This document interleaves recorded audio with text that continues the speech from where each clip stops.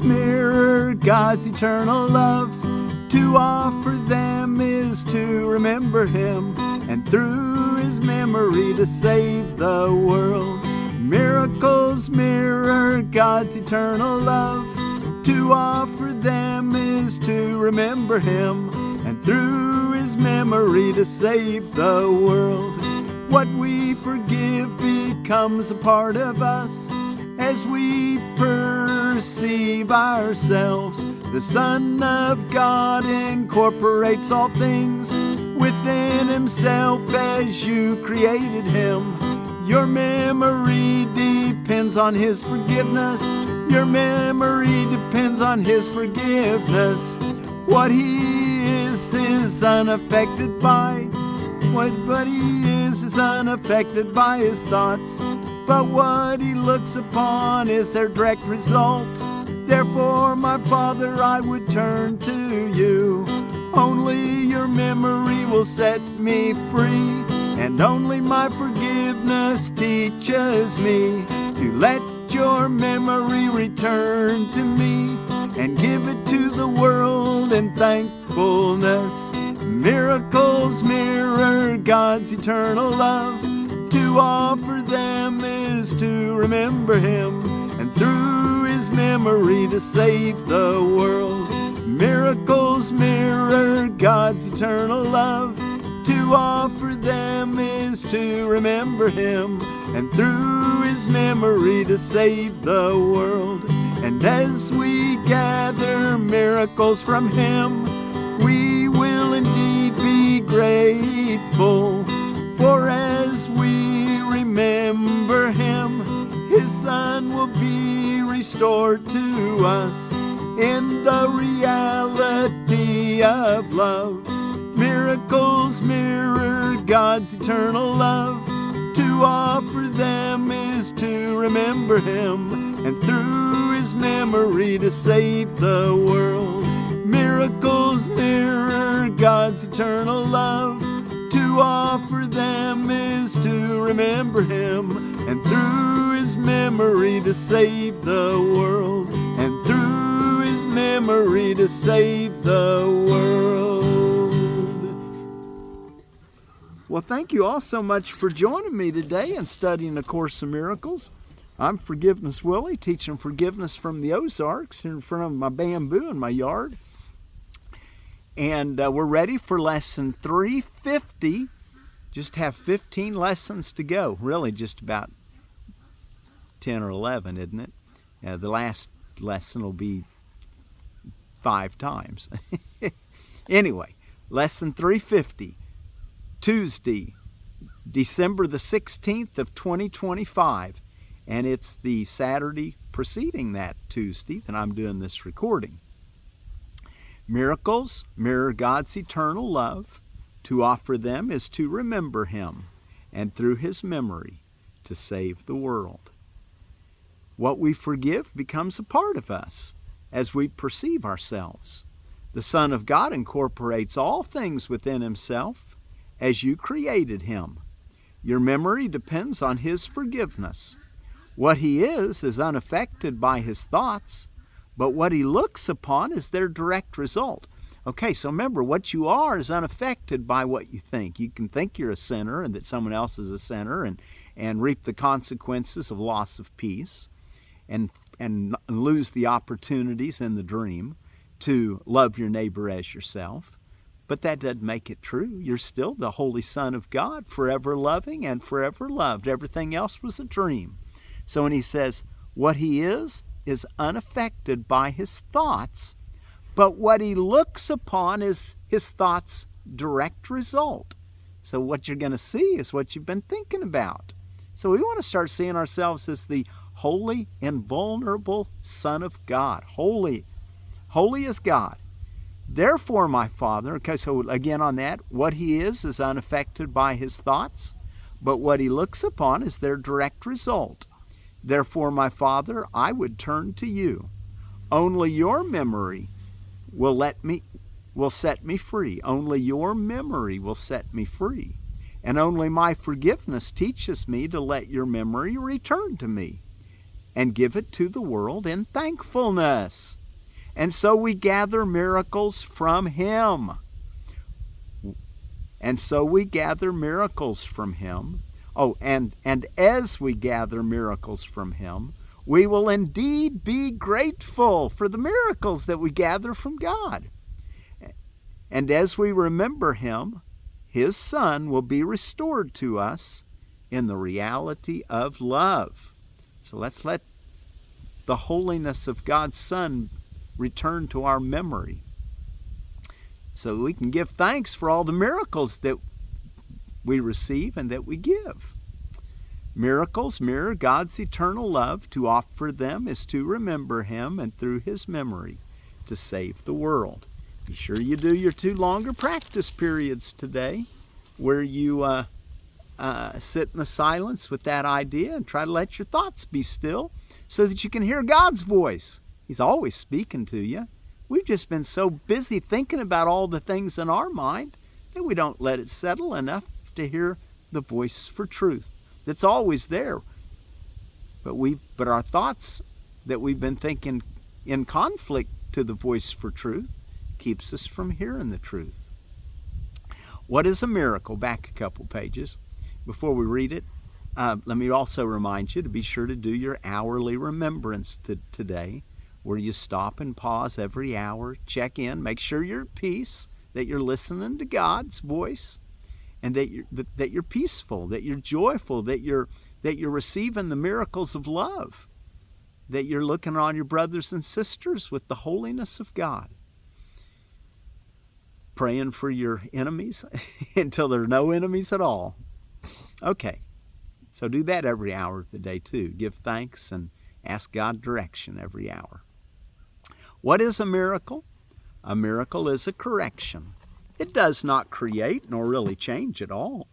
It merely looks on devastation and reminds the mind that what it looks upon is false, that what it sees is false.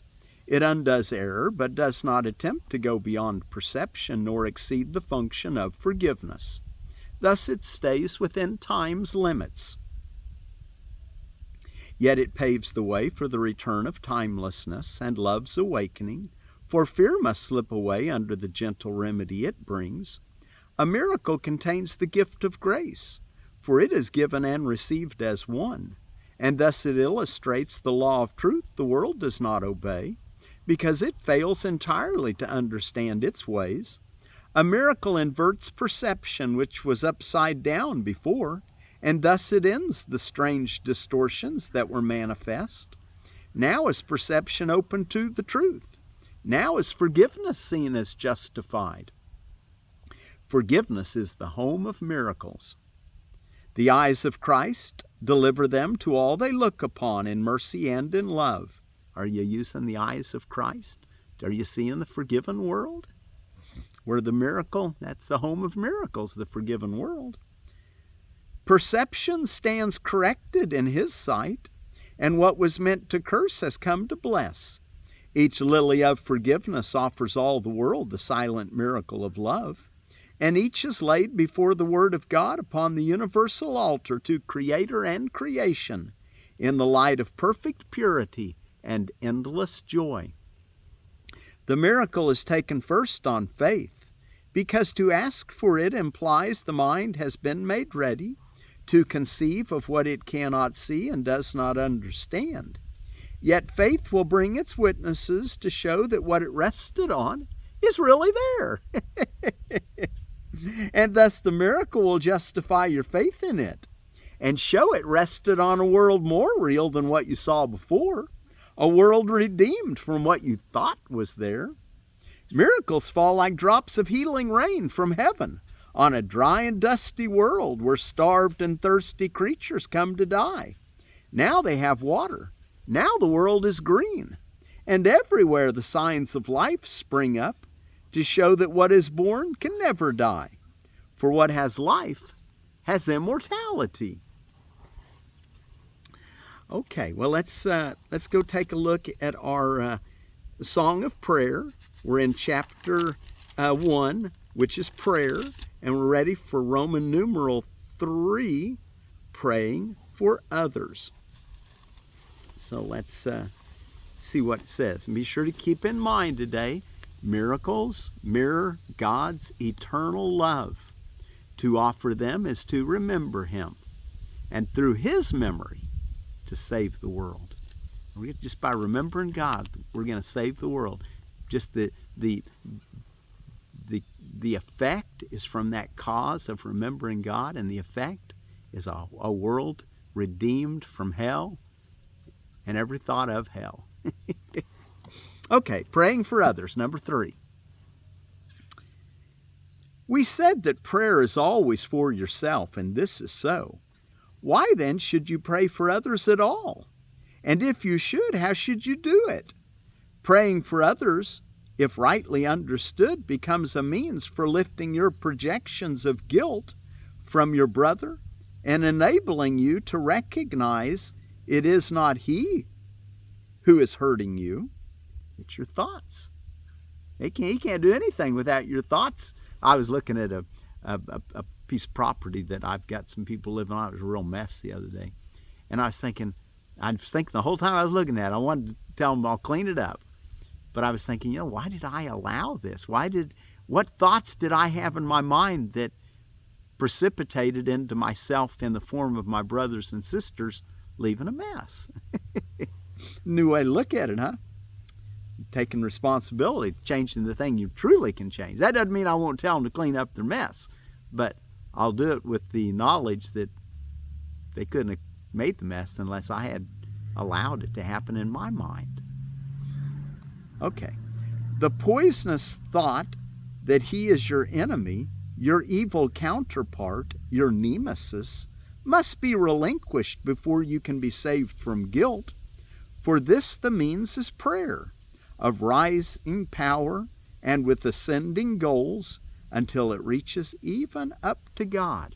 So we're going to learn to take the ladder of prayer and ascend by one step at a time as we keep looking at ourselves. We have those experiences through the day of seeing a mess and wanting to blame it, but instead we've been doing our hourly practices. It's become kind of a habit now. And so we remember, oh yeah, I'm the creator of everything that happens in my world. They're an effect of they can't do anything unless I've allowed it or asked for it. So let me work on myself more than them. Paragraph 2, and we're ascending up this ladder. The earlier forms of prayer at the bottom of the ladder will not be free from envy and malice. They call for vengeance, not for love. Nor do they come from one who understands that they are calls for death, made out of fear by those who cherish guilt. They call upon a vengeful God, and it is he who seems to answer them. Hell cannot be asked for another, and then escaped by him who asks for it. Only those who are in hell can ask for hell. Those who have been forgiven and who accepted their forgiveness can never make a prayer like that. Hell cannot be asked for another and then escaped by him who asks for it.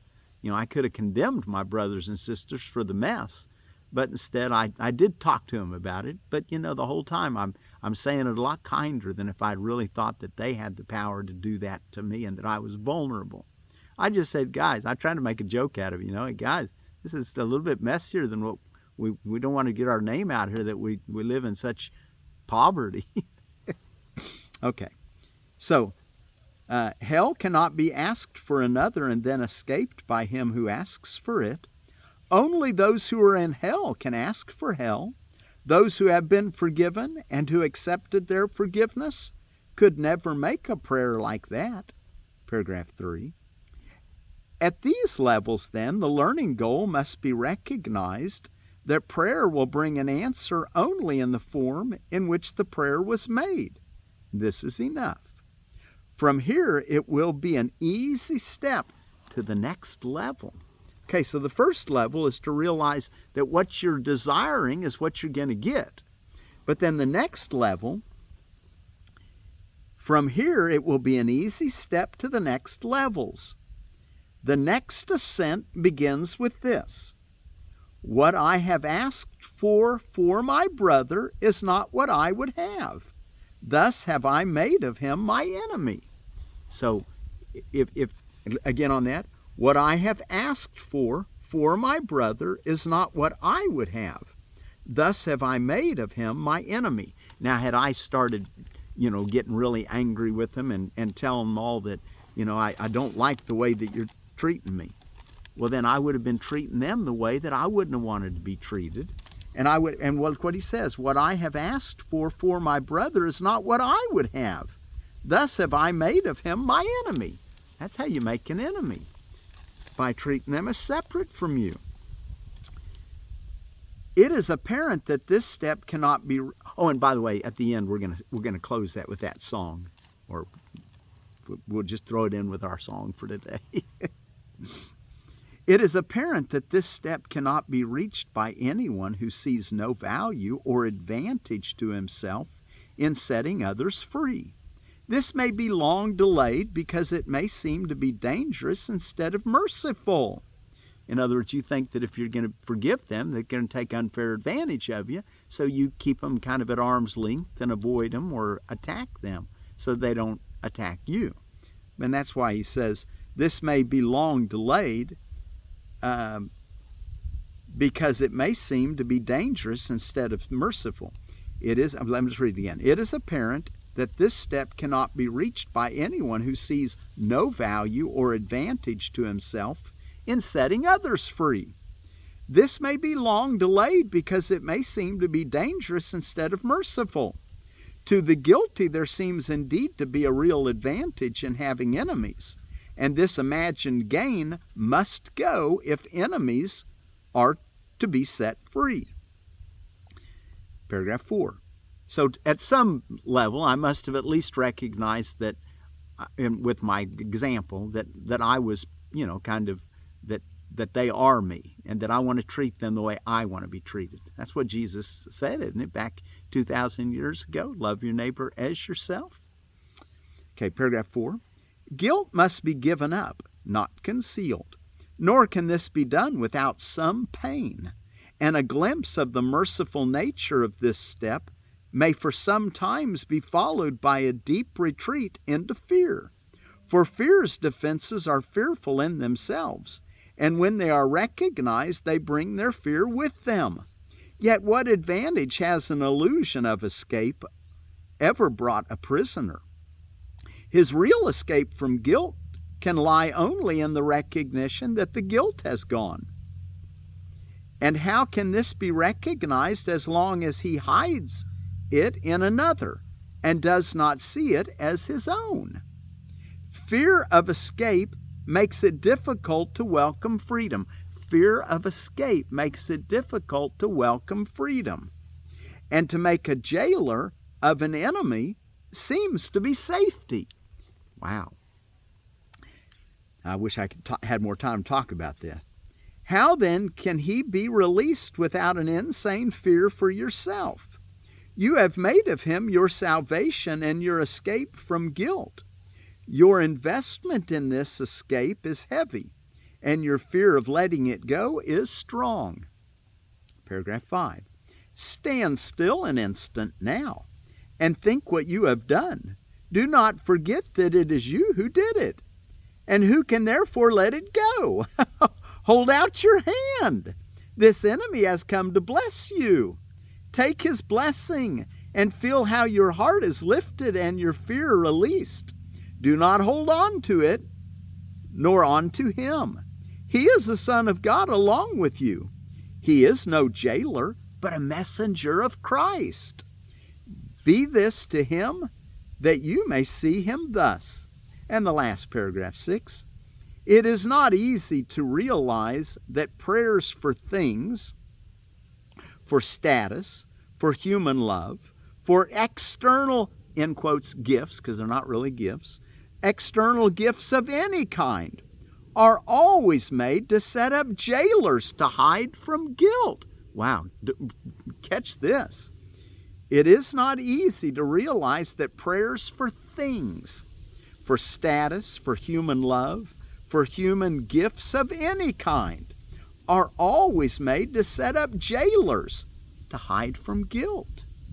These things are used for goals that substitute for God and therefore distort the purpose of prayer. The desire for them is the prayer.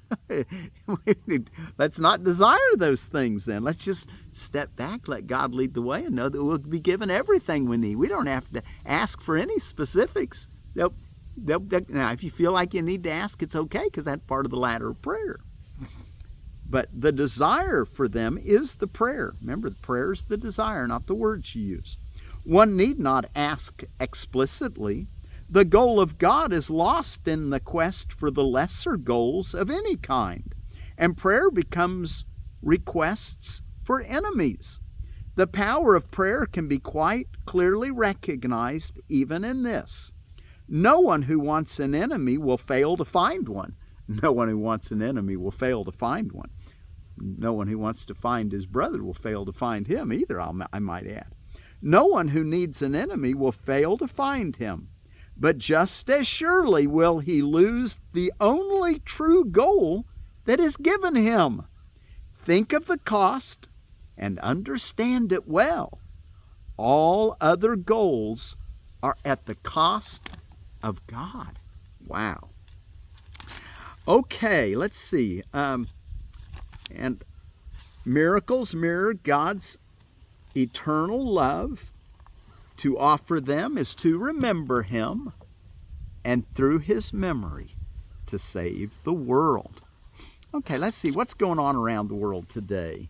It is, let's see, Advent continues for the Christian folks, Nativity Fast for the Orthodox Christian folks, Hanukkah for the Jewish folks, and Las Posadas for the Mexican and Southwest United States. It's the 9 days before Christmas, and it's Mary and Joseph's search for lodging.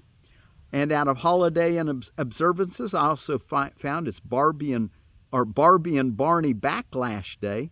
Kids, give your parents a break from the Barbie for the day. Boston Tea Party Day.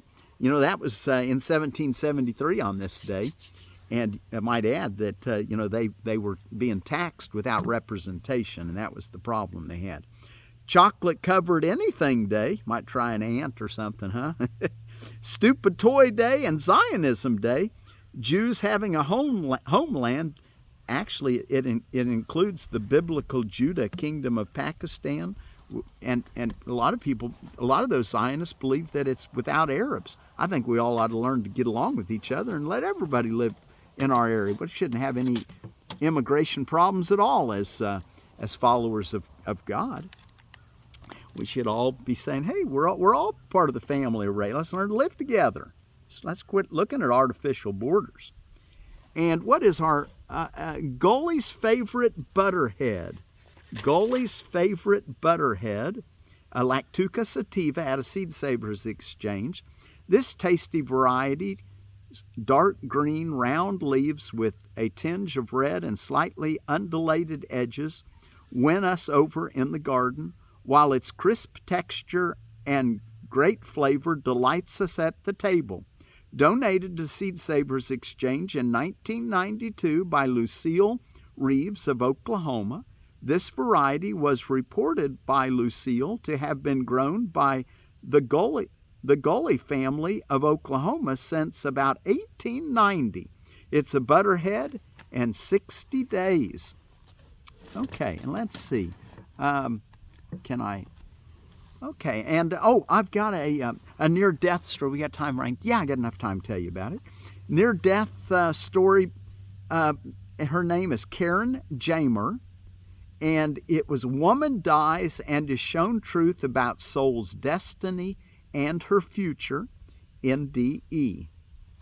And the thing I liked about it is that she had been raised thinking that God was, fearful, and she came away realizing that, wow, God's always loving. Anyway, a good story. She had a big evolution in her near-death experience. Okay, and I said we were going to sing that little, let's just do that first. And of course, we're going to be singing. Miracles mirror God's eternal love. Miracles mirror God's eternal love. To offer them is to remember Him, and through His memory to save the world. And through His memory to save the world. The next ascent begins with this: what I have asked for my brother is not what I would have. Thus have I made of him my enemy. The next ascent begins with this: what I have asked for my brother is not what I would have. Thus have I made of him my enemy. Miracles mirror God's eternal love. To offer them is to remember Him, and through His memory to save the world. And through His memory to save the world. What I forgive becomes a part of us. What we forgive becomes a part of us. As we perceive ourselves, the Son of God encompasses all things within Himself. The Son of God, the Son of God encompasses all things within Himself as you created Him. Your memory depends on His forgiveness. What He is unaffected by His thoughts, but what He looks upon is their direct result. Therefore, my Father, I would turn to You. Only Your memory will set me free, and only my forgiveness teaches me to let Your memory return to me and give it to the world in thankfulness. Miracles mirror God's eternal love. To offer them is to remember Him, and through His memory to save the world. Through His memory to save the world. Miracles mirror God's eternal love. To offer them is to remember Him, and through His memory to save the world. And as we gather miracles from Him, we will indeed be grateful. For as we remember Him, His Son will be restored to us in the reality of love. In the reality of love. Miracles mirror God's eternal love. To offer them is to remember Him, and through His memory to save the world. And through His memory to save the world. Miracles mirror God's eternal love. To offer them is to remember Him, and through His memory to save the world. Okay, and our word is for peace is Paqe, Paqe, Paqe, Paqe.